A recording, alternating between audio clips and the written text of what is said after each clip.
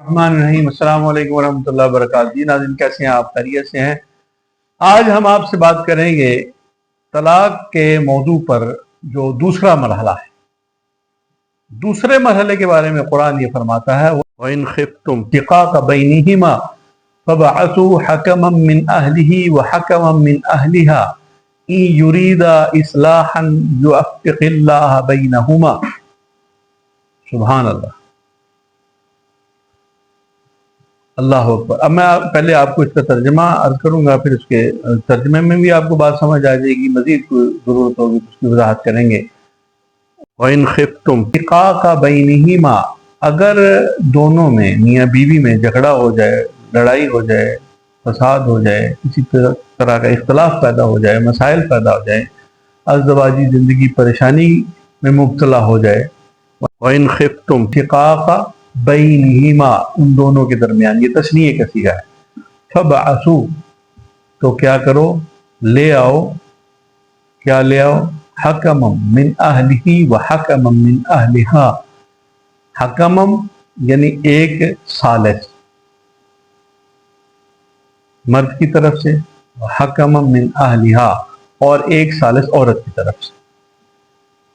यानी औरत और मर्द की तरफ से एक एक सालिस या एक से ज्यादा सालिस आ जाएं तो वो जो क्या करें, फबअसू हकमम मिन अहलिही व हकमम मिन अहलिहा इन युरीदा, अगर वो चाहेंगे, इरादा करेंगे, इस्लाहन, इस्लाह का, सुलह का, मसाइल को हल करने का, मामलात को यानी जो लड़ाई झगड़ा और फसाद है उसको ख़त्म करके, इख्तलाफात को दफन करके, दूर करके, और इस्लाह का, मोहब्बत और प्यार से रहने का इरादा करेंगे। अगर ई युरीदा, अगर वो इरादा करेंगे दोनों, किस बात का, इस्लाह, सुलह, युवफ़्फ़िक़िल्लाह बैनहुमा, तो अल्लाह ताला उनके अंदर मवाफ़क़त पैदा फरमा देंगे।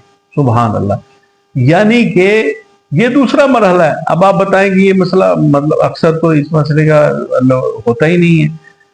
ये दूसरा मरहला है, इस मरहले को तय करना भी जरूरी है।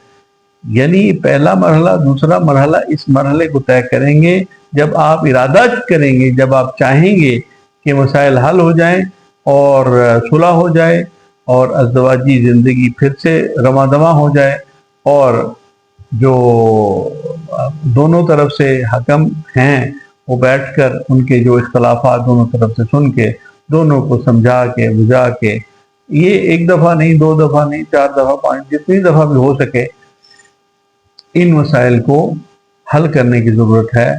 ये बड़ों को बिठाकर, और ये दूसरा मरहला तय करने की ज़रूरत है। अगर ये दूसरा मरहला तय करेंगे तो इंशाअल्लाह ताला मसाइल हल हो जाएंगे, इख्तलाफात दूर हो जाएंगे। जो गलत फहमियाँ हैं, जो बड़े जब बैठेंगे तो उनको भी समझाएंगे, मर्द को भी समझाएंगे, औरत को भी समझाएंगे, तो दरमियानी रास्ता निकल आएगा और फिर से वो अज़दवाजी ज़िंदगी। तो ये जो मैंने पहले अर्ज़ किया बुनियादी तौर पर कि हलाल चीज़ों में अल्लाह ताला ने जो तलाक को इजाज़त तो दी है, लेकिन नापसंदीदा मतलब करार दिया है, वो इस वजह से ही है कि अल्लाह भी यही चाहता है कि जिन दो जोड़ों को जोड़ दिया है वो जुड़े ही रहें। जैसे हम आमतौर पर यही समझते हैं कि जोड़े आसमानों पे बनते हैं, तो मतलब आसमानों पे बनते हैं तो जो अल्लाह ने बना दिया है वो बना रहे, वो टूटे नहीं, वो बिगड़े नहीं। अब जो तलाक की शरह इतनी ज़्यादा हो गई है कि अल-अमान अल-हफीज़, और ख़ास तौर पे जो औरतों ने जो काम पकड़ लिया है, जो इस वक्त आप अदालतों में जाकर देखें, जो खुला का एक हथियार जो शुतर बेमहार की तरह इस्तेमाल किया जा रहा है, ये भी इंतहाई गलत रवैया है। इसको भी दुरुस्त करने की ज़रूरत है।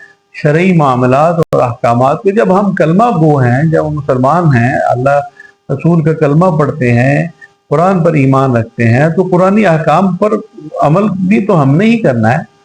अगर खुदा न, अगर आपका ईमान कुरान पर है तो ये तो नहीं हो सकता कि कुरान आपकी किसी बात पर रहनुमाई ना करे, आपको हल ना बताए।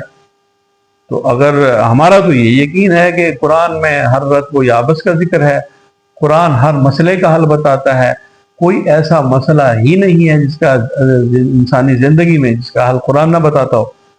तो अगर हमारा यही यकीन है कि कुरान हमें मसाइल का हल नहीं बताता, तो फिर हमारा यकीन किस बात का है? यकीन मतलब ये है कि कुरान हर मसले का हल बताता है। जब बताता है तो उस पर अमल करने की भी ज़रूरत है।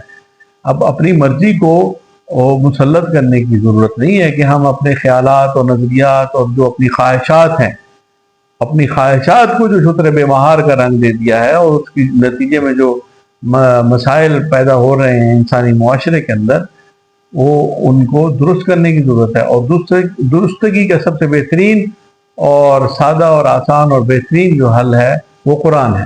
قرآن اور سنت اللہ کے نبی صلی اللہ علیہ وآلہ وسلم نے اپنے عمل سے، اپنے طریقے سے خود سارے مسائل کو حل کر کے ہمیں دیا ہے، اور قرآن کی شرح و وضاحت بھی فرمائی ہے جو ہمیں ہمارے ہر مسئلے کا حل بتاتی ہے۔ تو اللہ تعالی ہمیں توفیق عطا فرمائے۔ اس کے بعد انشاءاللہ اگلی نشست میں اگلے مرحلے میں ہم اگلا مرحلہ بیان کریں گے۔ تو آپ حضرات ہمارا چینل سبسکرائب کریں، اس کو شیئر اور لائک کریں۔ اللہ تعالیٰ آپ کو جزائے خیر عطا فرمائے۔ والسلام علی من اتبع الہدی۔